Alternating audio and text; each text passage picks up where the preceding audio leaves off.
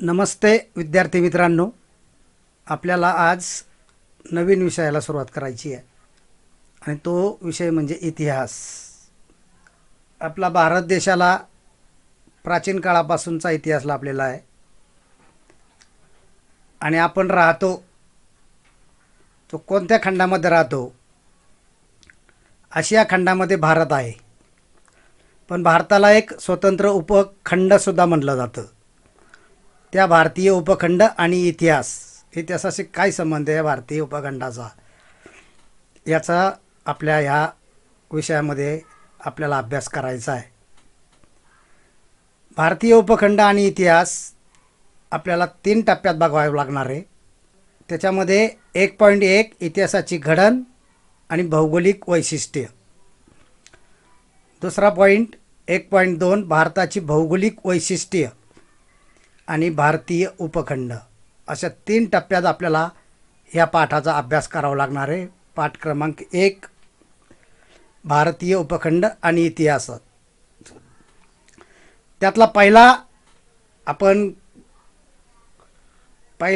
टप्प्याचा आपण आज बघणार आहोत. 1.1 इतिहासाची घडण आणि भौगोलिक वैशिष्ट्य. इयत्ता 5वीत पण आपण इतिहास अभ्यासला आहे. 5वीतला इतिहास होता आपण मानव आणि त्याच्या भोवतालचा परिसर यांचा परस्परांशी कसा घनिष्ठ संबंध असतो, कसा जवळून संबंध असतो, याच्याविषयी विस्ताराने अभ्यास आपण मागच्या वर्षी केलेला आहे. त्यातील आदिमानवाच्या जीवनमानातील आणि तंत्रज्ञानातील बदल त्यांच्या परिसरातील बदलांशी कसे जोडलेले होते हे आपण मागच्या वर्षीच पाहिले आहे.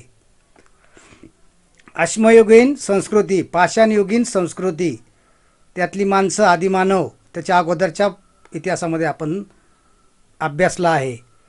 अश्मयुगीन संस्कृती ही नदीकाठच्या कृषीप्रधान संस्कृती. हा मानवी संस्कृतीच्या इतिहासाचा प्रवास कसा घडला याचा आढावा आपण इयत्ता 5वीमध्ये पूर्णपणे घेतला आहे.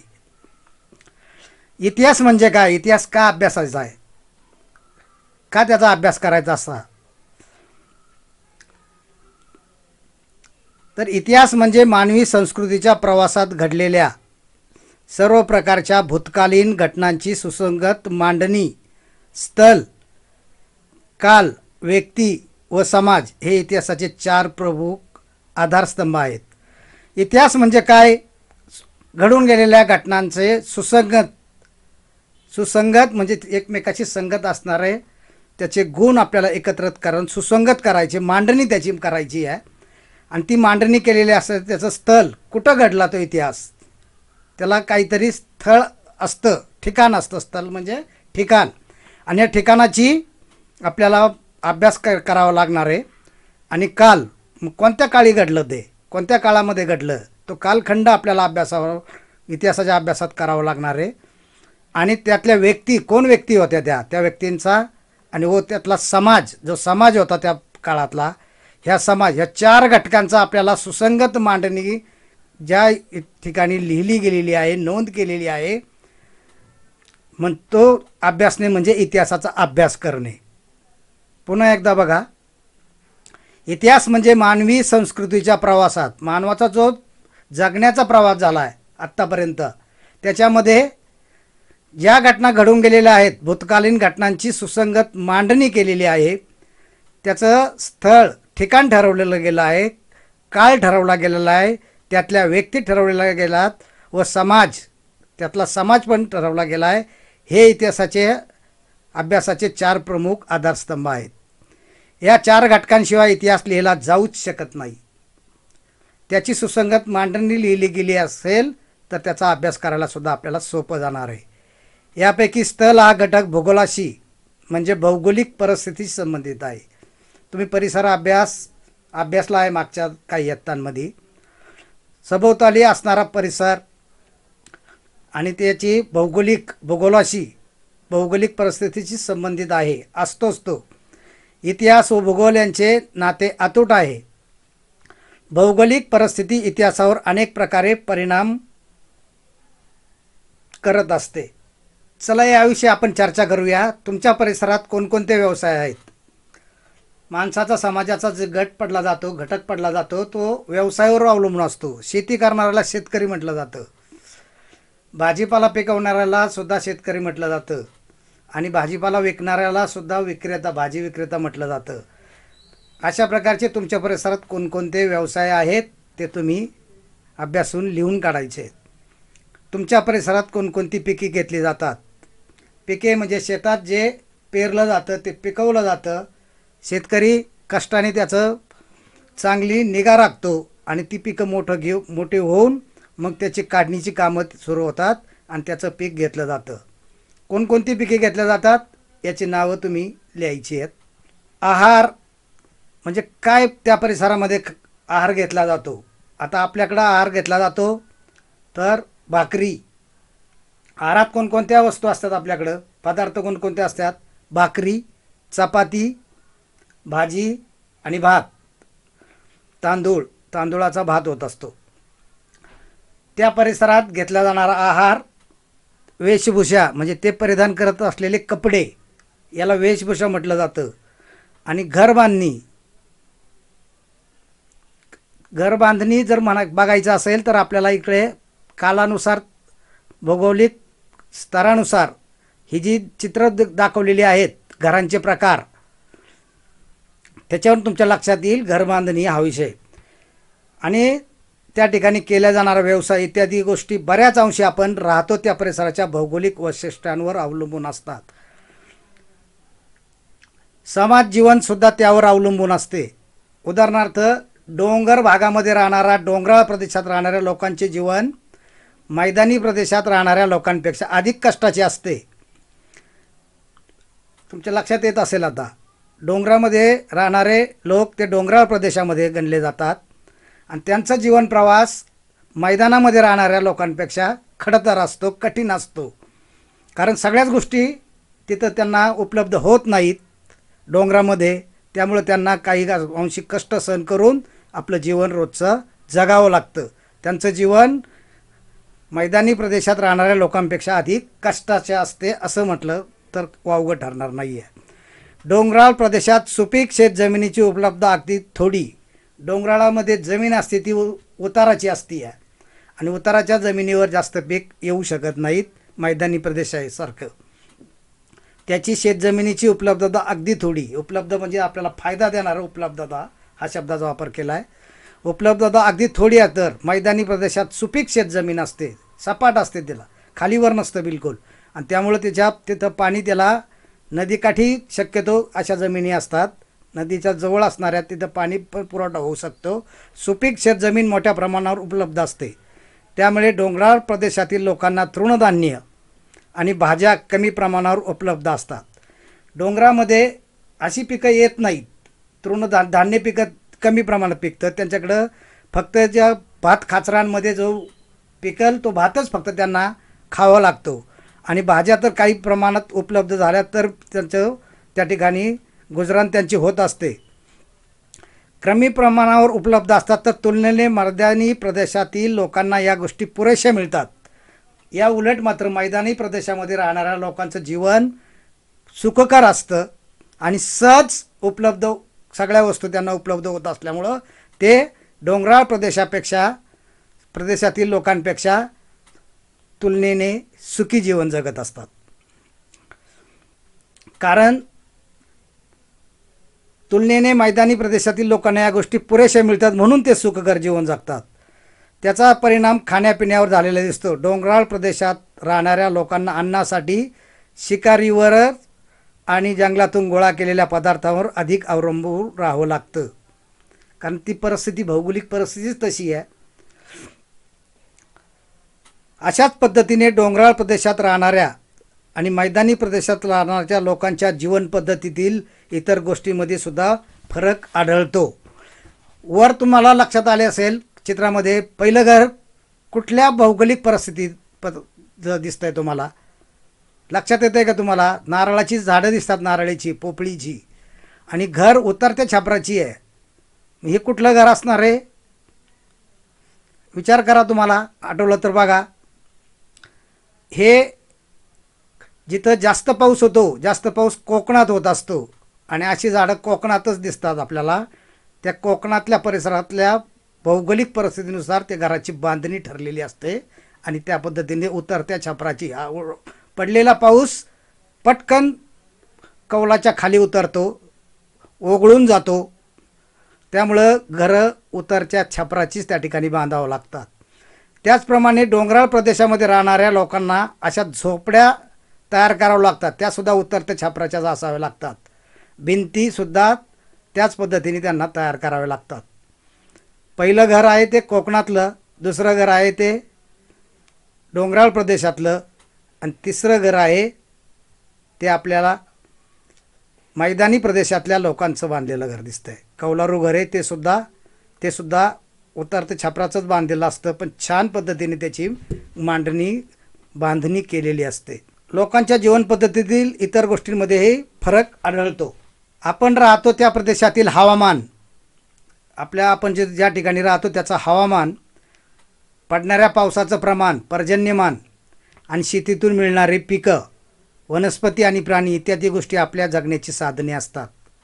त्यांच्या आधारानेच त्या प्रदेशातील जीवनपद्धती आणि संस्कृती विकसित होत असते.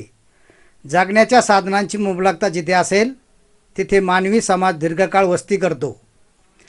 ज्या ठिकाणी त्याच्या गरजा पूर्ण करणारा ज्या ठिकाणी परिसर असतो त्या ठिकाणी तो घर बांधतो आणि त्याच आपलं आयुष्य तो काय करत असतो, संस्कृती विकसित त्याप्रमाणे जीवनपद्धती आणि संस्कृती विकसित होत असते. आपल्या जगण्यामध्ये आणि आपल्या वागण्यामध्ये मधून त्याचा विकास तो करत असतो.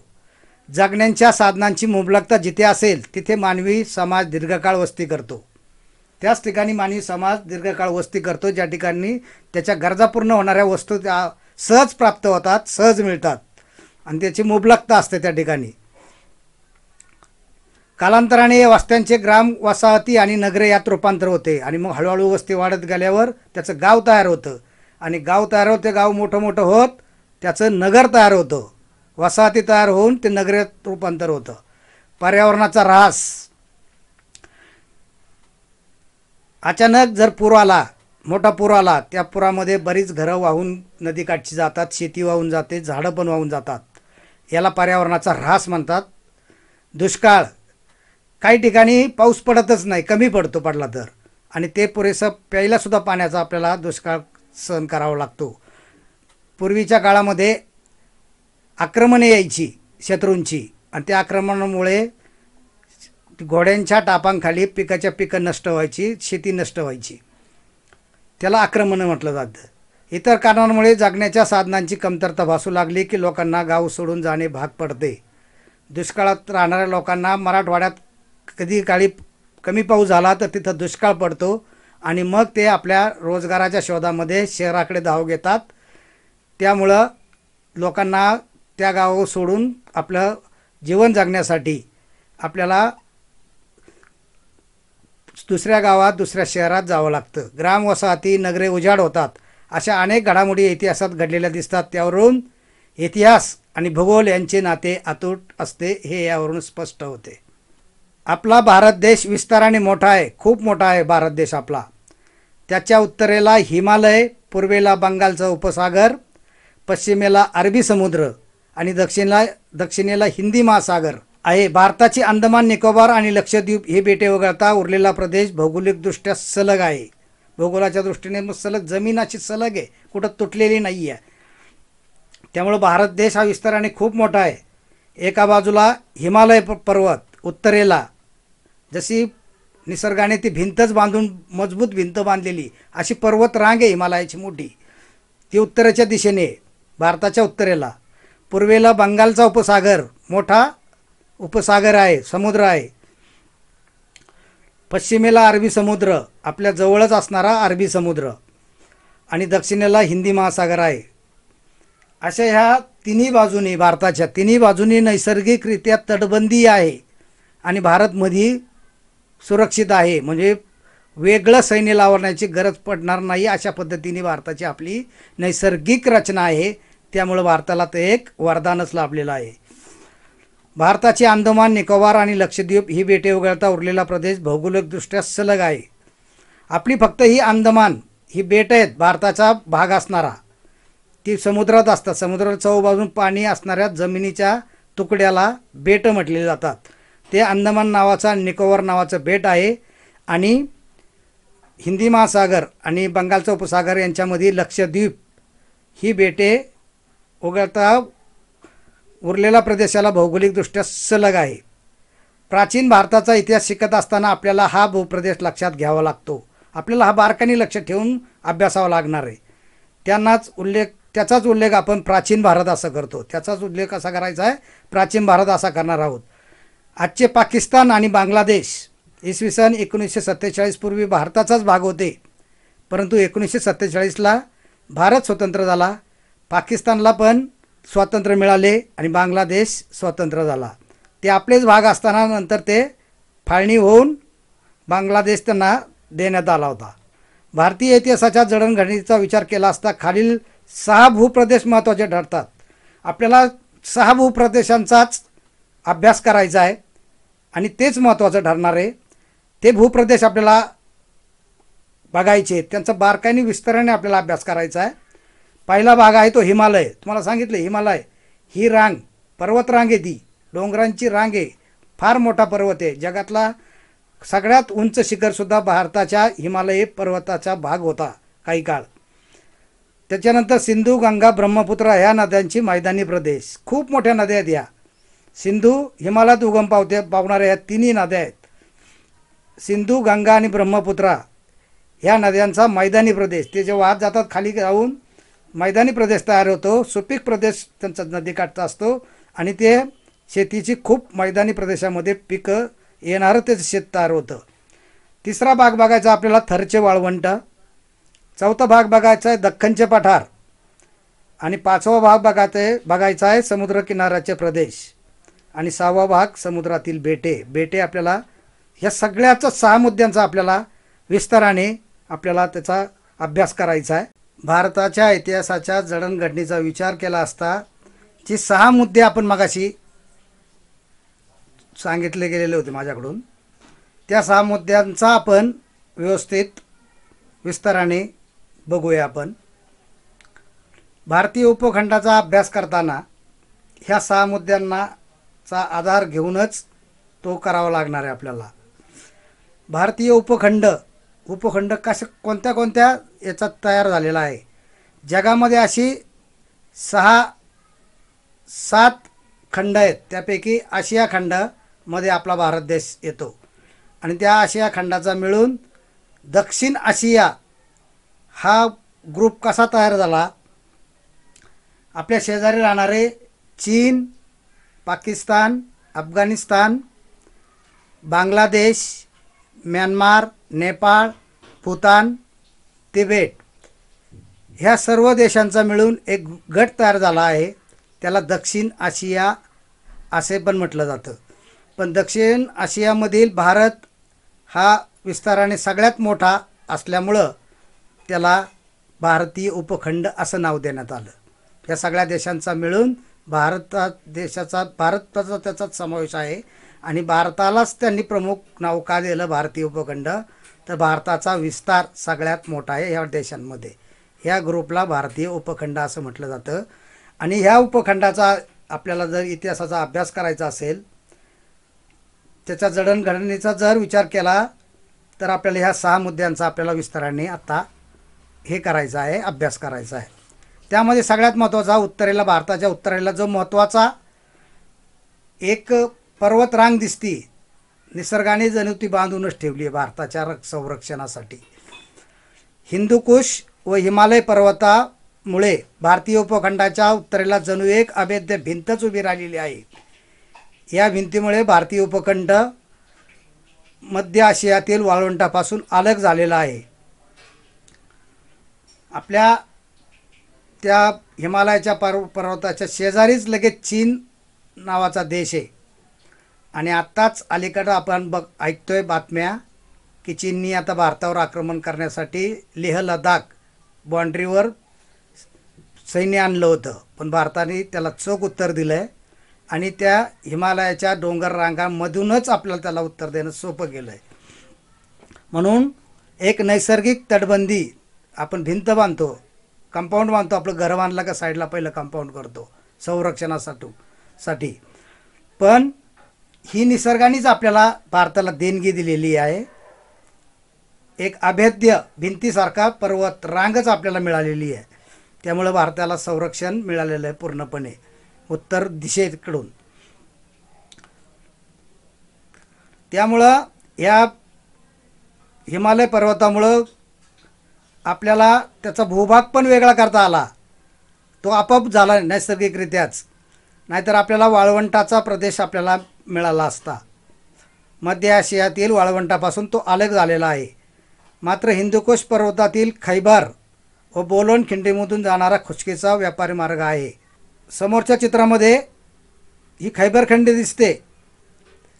ह्या खैबर खिंडीमधूनच आर्य लोकांनी भारतामध्ये प्रवेश केला होता फार पूर्वीच्या प्राचीन काळामध्ये. आणि मग त्यांनी आपल्या वसाहती भारतामध्ये उभ्या केल्या आणि मग त्यांनी संस्कृती निर्माण केली. ती हडप्पा संस्कृती त्याचाच एक भूभाग आहे. चांगली संस्कृती त्यांनी निर्माण केली. दोन पर्वताच्या मधून जो रस्ता काढला जातो त्याला खिंड म्हटले जाते. आणि अशी दोन खिंड त्यांनी तयार केले आहे, खैबर खिंड आणि बोलन खिंड. आजही त्या अभेद्यच आहेत. या खिंडीमधून जाणारा खुष्कीचा व्यापारी मार्ग आहे. खुष्कीचा म्हणजे लपून छपून जाण्याचा मार्ग, व्यापार करण्याचा मार्ग दुसऱ्या देशाची.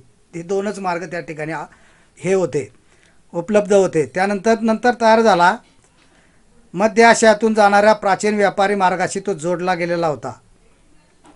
चीनपासून निघून मध्य आशियातून अरबी प्रदेशापर्यंत हा मार्ग व्यापारी मार्ग रेशीम मार्ग म्हटलं जातं. त्या मार्गातून रेशीम कपडा तयार व्हायचा आणि तो रेशीम कपडा या मार्गाने नेला जायचा.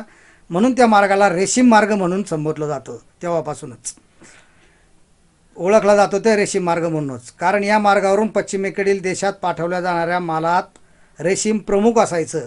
मोठ्या संख्येने रेशीम असायचं म्हणून त्याला प्रमुख म्हटलं जातं. याच खिंडीतील मार्गावरून अनेक परदेशी आक्रमकांनी प्राचीन भारतात प्रवेश केला. अनेक इतिहासामध्ये नोंदी आहेत. आपल्यावर हल्ला केला त्यांनी ह्याच खिंडी या मार्गाने येऊनच. रेशीम मार्ग, बोलन खिंडीचा मार्ग आणि खैबर खिंडीचा मार्ग हे तीन मार्ग होते प्रमुख. अनेक परदेशी आक्रमकांनी प्राचीन भारतात प्रवेश केला. अनेक परदेशी प्रवासी याच मार्गाने भारतात आले. चित्रामध्ये तुम्हाला स्पष्ट दिसतंय बघा खैबर खिंड. त्याच्यानंतर आता ते डांबरी रस्ते पण त्या ठिकाणी तयार झालेले आहेत. त्यानंतर हिमालय पर्वतानंतर एक तटबंदी, उत्तरेकडची तटबंदी, अभेद्य तटबंदी आपण पाहिली हिमालय. त्या हिमालय पर्वतामध्येच उगम पावणाऱ्या नद्या, जिथून सुरुवात होती नद्यांना, त्या मुख्य नद्या आहेत आपल्या भारतातल्या. सिंधू, गंगा, ब्रह्मपुत्रा या नद्यांचा मैदानी प्रदेश. नद्यांनी आपल्याबरोबर वाहून आणलेला गाळ, माती, दगडगोटे ते आपल्या प्रवाहात वाहत घेऊन येते आणि खाली मैदानी प्रदेशात आल्यावरती काठावर ते बरोबर पसरले जातात. त्यामुळं ह्या तिन्ही नद्यांचा जो काठावरचा प्रदेश आहे मैदानी प्रदेशातला सुपीक झाला आहे. तो इथे पीक खूप चांगल्या प्रकारे उगवते. त्याला सुपीक म्हटलं जातं. जिथं पीक चांगलं येतं त्याला सुपीक भाग म्हटला जातो. या तिन्ही नद्यांच्या मैदानांनी प्रदेशांनी तयार झालेला त्यांच्या उपनद्या, त्यांच्या खोऱ्यांचा हा प्रदेश आहे. हा प्रदेश पश्चिमेकडे सिंध, पंजाबपासून पूर्वेकडे सध्याच्या बांगलादेशपर्यंत पसरलेला आहे. भारतातील सर्वाधिक प्राचीन नागरी हडप्पा संस्कृती आणि त्यानंतरची प्राचीन गणराज्य आणि साम्राज्य याच प्रदेशात उदयाला आली. माहीत आहे का तुम्हाला, आफ्रिका खंडातील सहारा वाळवंट हे जगातील सर्वात मोठे वाळवंट आहे. ज्या जमिनीवर सगळीकडे वाळू असते, फक्त वाळूच, त्याला वाळवंटी प्रदेश म्हणतात. लक्षात ठेवायचं आहे. ज्या जमिनीच्या भागावर संपूर्ण वाळू दिसते, रेती दिसणार, वाळूची बारीक साईज, त्या भागाला वाळवंट म्हटलं जातं. आणि जगातील सर्वात मोठं वाळवंट आफ्रिका खंडातील सहारा वाळवंट हे जगातील सर्वात मोठे वाळवंट आहे. त्याच्यामधला थरचे वाळवंट आपल्या भारतात पण त्याचा काही भाग आहे. थरचे वाळवंट राजस्थान आपल्या महाराष्ट्रापैकी प्रकारेच राजस्थान एक राज्य आहे आपल्या भारताचं. हरियाणा हे पण राज्य आहे आणि गुजरात महाराष्ट्राला लागूनच गुजरात राज्य या प्रदेशातील काही भागांमध्ये पसरलेला आहे. त्याचा काही भाग आजच्या पाकिस्तानात आहे. पाकिस्तानपूर्वी आपण मगाशीच हे केलं होतं, उल्लेख केला होता की पाकिस्तान आणि बांगलादेश हे भारताचाच भाग होते, पण त्या आपल्याला स्वातंत्र्य मिळालं आणि पाकिस्तानला पण स्वातंत्र्य आदल्या दिवशी मिळालं होतं. त्यामुळं आणि बांगलादेशचं अगोदरच फाळणी केली होती इंग्रजांनी. त्यामुळं तिन्ही भागातल्या याच्यामध्ये हे वाळवंट पसरलेलं गेलेलं होतं. बांगलादेशमध्ये नाही आहे. त्याचा काही भाग आजच्या पाकिस्तानात आहे. उत्तरेला सतलज नदी, पूर्वेला अरवली पर्वतांच्या रांगा, दक्षिणेला कच्छचं रण आणि पश्चिमेला सिंधू नदी आहे. हिमाचल प्रदेशात उगम पावणारी घग्गर नावाची नदी थरच्या वाळवंटात पोचते. तुम्ही वरच्या चित्रामध्ये जर पाहिलं तर थरचं वाळवंट तुम्हाला दिसेल. सगळीकडे बघितलं तर वाळूच्या रेतीच्या तुम्हाला सरीच्या सरी दिसतील. त्या ठिकाणी थरच्या थर दिसतात. त्याच्यात हिमाचल प्रदेशात उगम पावणारी घग्गर नावाची नदी थरच्या वाळवंटात पोचते. पाकिस्तानमध्ये तीच नदी पाकिस्तानात सुद्धा जाते. पाकिस्तान हा भारताचाच भाग होता पूर्वी, पण आता ते पूर्ण देश स्वतंत्र आहे. तर ही घग्गर नावाची नदी थरच्या वाळवंटात पोचते. पाकिस्तानमध्ये तिला हकरा या नावाने ओळखलं जातं. राजस्थान आणि पाकिस्तानमधील तिचे पात्र आता कोरडे पडलेले आहे. थोडं पाणी कमी झालेलं आहे तिचं, त्यामुळे ती कोरडी कोरडी दिसते. त्या कोरड्या पात्राच्या प्रदेशात हडप्पा संस्कृतीची अनेक स्थळे विखरलेली आहेत. याच पात्रामध्ये हडप्पा संस्कृतीसुद्धा वसली गेलेली होती. चौथा भाग आपल्याला बघायचा आहे दख्खनचे पठार. फार महत्त्वाचा मुद्दा तुम्ही लक्षात घ्यायचा आहे हा. एका बाजूस पूर्व किनारा, भारताच्या पूर्वेला जो किनारा आहे तो पूर्व किनारा आहे, दख्खनच्या पठाराच्या पूर्व किनारा, आणि दुसऱ्या बाजूस पश्चिम किनारा. यामध्ये असलेला भारताचा भूप्रदेश दक्षिणेकडे निमुळता होत जातो. दक्षिण दिशेला ह्या भागाचा निमुळता होत जाणारा प्रकार आपल्याला बघायला मिळतो. त्याच्या पश्चिम बाजूला आहे अरबी समुद्र, दक्षिणेला हिंदी महासागर आणि पूर्वेला बंगालचा उपसागर. तिन्ही बाजूनी पाण्याने वेढलेला हा भूभाग समुद्रात घुसलेल्या एखाद्या त्रिकोणी सुळक्यासारखा दिसतो. आकार त्रिकोणी दिसतो. तो समुद्रात घुसलेला दिसतो हा जमिनीचा भूभाग. यालाच दख्खनचे पठार असे म्हणतात. लक्षात ठेवायचं आहे दख्खनचं पठार म्हणजे काय. अशा भूप्रदेशाला द्वीपकल्प म्हणतात. द्वीपकल्प. भारतीय द्वीपकल्पाचा बहुतांश भाग दख्खनच्या पठाराने व्यापलेला आहे. दख्खन पठाराच्या उत्तरेकडे सातपुडा आणि विंध्य पर्वतांच्या रांगा पसरलेल्या आहेत. त्याच्या पश्चिमेला सह्याद्रीच्या पर्वतरांगा आहेत. त्याला पश्चिम घाट असं म्हणतात. आपल्या सह्याद्रीच्या रांगेतच जशी हिमालयाची उत्तरेला, भारताच्या उत्तरेला पर्वतरांगे, तशीच आपल्या महाराष्ट्राला सुद्धा एक अभेद्य भिंत मिळालेली आहे, ती सह्याद्री पर्वतरांगेच्या रूपाने.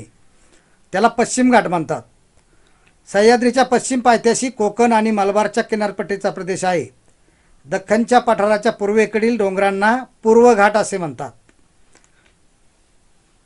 या पठारावरील जमीन सुपीक असून तिथे हडप्पा संस्कृतीच्या नंतरच्या काळात अनेक कृषीप्रधान संस्कृती नांदत होत्या. जसं हडप्पा संस्कृती या ठिकाणी चांगलं एक हे देऊन गेली, आदर्श असं उदाहरण.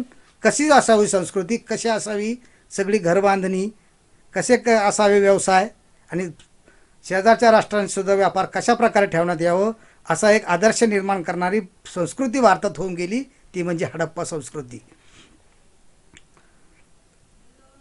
या कृषीप्रधान संस्कृती नांदत होत्या. मौर्य साम्राज्य हे प्राचीन भारतातील सर्वाधिक मोठे साम्राज्य होते आणि दख्खनच्या पठाराचा समावेश या साम्राज्यात झालेला होता. मौर्य साम्राज्यानंतरही ते अनेक छोटी मोठी साम्राज्य होऊन गेली. पाचवा मुद्दा आपल्याला बघायचा आहे. आता दख्खनचं पठार आपण बघितलं आहे, तो कसा निर्माण होत आहे हे पण तुम्हाला सांगितलं आहे. आता 5वा मुद्दा, समुद्र किनाऱ्यांचे प्रदेश. समुद्र किनाऱ्यांच्या आतमध्ये सुद्धा भारताचा भाग आहे. तो जमिनीपासून तुटला गेलेला आहे. त्याच्या जमिनीचा भागच आहे तो एक, आणि ज्यात त्याच्या सर्व बाजूनी पाणी आहे समुद्राचं, त्याला बेटं असं म्हटलात. अशी बेटं कोणकोणती ते आपल्याला बघायचं आहे. प्राचीन भारतात हडप्पा संस्कृतीच्या काळापासून पश्चिमेकडील देशांशी व्यापार चालत असे. हा व्यापार सागरी मार्गाने केला जाई. त्यामुळे भारतातील समुद्रकिनाऱ्यावरील बंदरातून परदेशातील संस्कृतीशी आणि लोकांशी भारताचा संपर्क आणि देवाणघेवाण होत असे. हडप्पा संस्कृतीच्या काळामध्येच हे सगळं उदाहरणं घालून दिलेली होती त्यांनी परदेशाशी सुद्धा व्यापार केला. संस्कृती देवाणघेवाण त्यापासूनच सुरुवात केली त्यांनी. परदेशातील संस्कृतीशी आणि लोकांशी भारताचा संपर्क आणि देवाणघेवाण होत असे. नंतरच्या काळात खुसकीच्या मार्गाने म्हणजे जमिनीवरून व्यापार आणि दळणवळण सुरू झाले. ते कोणत्या भागातून झाले ते तुम्हाला खिंडी दाखवल्यात मी मागाशी सांगितल्यात. बोलन खिंड, खैबर खिंड आणि रेशीम मार्ग या मार्गांना खुसकीचा मार्ग असं म्हटलं जातात. आणि त्या मार्गावरून सुद्धा जमिनीवरून व्यापार करता येत होते आणि त्यांनी केले, तरी सागरी मार्गाचे महत्त्व कायम राहिले. आणि 6वा मुद्दा आपल्याला बघायचा आहे, समुद्रातील बेटे. भारताचाच भाग असणारा पण भारताच्या जमिनीपासून अलग झालेला म्हणजे समुद्रातला भारताच्या मालकीचा भाग. अंदमान आणि निकोबार ही बंगालच्या उपसागरातील भारतीय बेटे आहेत. तसेच लक्षद्वीप हा भारतीय बेटांचा समूह अरबी समुद्रात आहे. प्राचीन काळच्या समुद्री व्यापारात या बेटांचे स्थान महत्त्वाचे असावे. Periplus of the Erythraean sea म्हणजे तांबड्या समुद्राचं माहिती पुस्तक. या पुस्तकात भारतीय बेटांचा उल्लेख आहे. हे पुस्तक एका अनामिक नाव माहीत नसलेल्या ग्रीक खलाशाने लिहिलेले आहे. खलाशी म्हणजे वरून प्रवास करणारा प्रवासी, यांनी लिहिलेलं आहे. भारताच्या नकाशा आराखड्यात खालील ठिकाणाची नोंद आपल्याला करायची आहे. नकाशा काढायचा आपल्याला शिकायचं आहे. त्यात हिमालय पर्वत, थरचे वाळवंट आणि पूर्व किनारपट्टी आपल्याला दाखवते. शेजारच्या चित्रामध्ये अंदमान बेटे. 1.3 भारतीय उपखंड. हडप्पा आणि मोहेंजोदडो ही शहरे आजच्या पाकिस्तानात आहेत. हडप्पा संस्कृतीची आदर्श संस्कृती समजली जाते. त्याचा आता पाकिस्तानाच्या हद्दीमध्ये ते आहेत ती शहरं. अफगाणिस्तान, पाकिस्तान, नेपाळ, भूटान, बांगलादेश, श्रीलंका आणि आपला भारत देश मिळून ह्या तयार होणारा भूभाग याला दक्षिण आशिया, मगाशीच मी सांगितलं, ह्या ग्रुपला, ह्या गटाला दक्षिण आशिया ह्या नावाने ओळखला जातो. याच भूभागातील भारत देशाचा विस्तार आणि महत्त्व लक्षात घेऊन या प्रदेशाला भारतीय उपखंड असे म्हणतात. हडप्पा संस्कृतीचा विस्तार प्रामुख्याने भारतीय उपखंडाच्या वायव्य भागात झालेला होता. भारताच्या वायव्य दिशेने हा भूभाग विकसित झालेला होता. चीन आणि म्यानमार हे आपले शेजारी देश दक्षिण आशियाचा किंवा भारतीय उपखंडाचा हिस्सा नाहीत. चीन आणि म्यानमार हे आपले शेजारी जरी देश असले तरी ते भारतीय उपखंडाचा हिस्सा नाहीत, हे पण लक्षात ठेवायचं आहे. तरी प्राचीन भारताशी त्यांचे ऐतिहासिक संबंध आले होते. प्राचीन भारताच्या इतिहासाच्या अभ्यासामध्ये त्याचे महत्त्वाचे स्थान आहे. त्यामुळे भारतीय उपखंडामध्ये चीन जरी आपला शेजारी देश असला, म्यानमार हा सुद्धाच आपला शेजारी देश असला, तरी दक्षिण आशियाचा किंवा भारतीय उपखंडाचा हे दोन्ही देश हिस्सा नाहीत, हे लक्षात ठेवायचं आहे.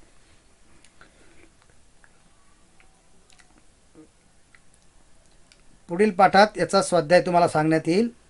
भारताचा नकाशा कसा काढायचा यासाठी सुद्धा मार्गदर्शन करायचं आहे. धन्यवाद.